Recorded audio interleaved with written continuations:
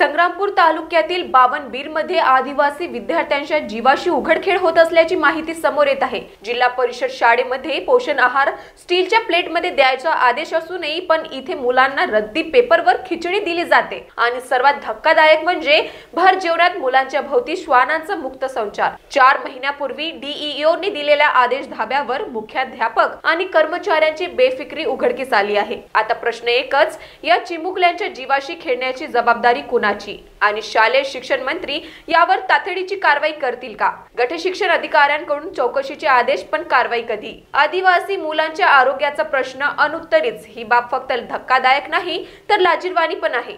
बुलढाणावरून Sachin पाटीलची report, Mahanews 7।